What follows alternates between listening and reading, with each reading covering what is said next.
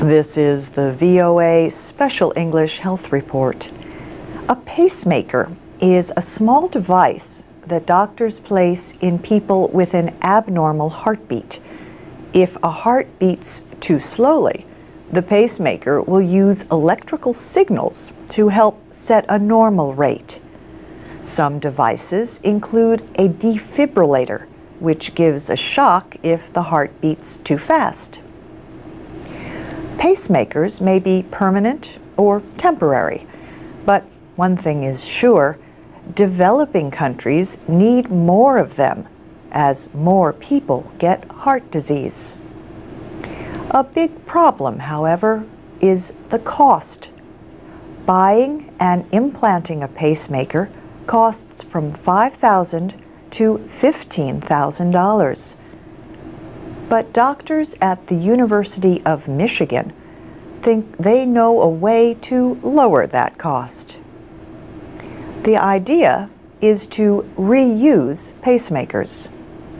Heart doctor Tamir Bauman estimates that more than 1 million people worldwide need pacemakers each year.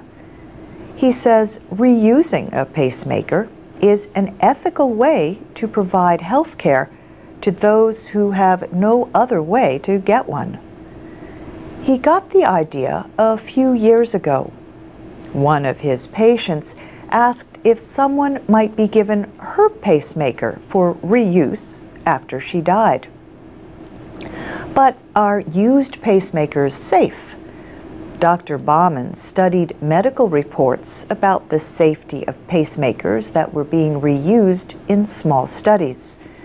He says, "We found that there's no real difference in device infection or device malfunction when you compare it to new pacemaker implantation." Funeral directors normally remove pacemakers when preparing bodies for cremation. Pacemakers can explode if they are burned. So Dr. Bauman asked funeral directors in Michigan to send the pacemakers to him. He and other researchers at the University of Michigan Medical Center tested the used pacemakers. They cleaned and disinfected the ones in good working order. Then they sent them to doctors in the Philippines, Vietnam, and Ghana.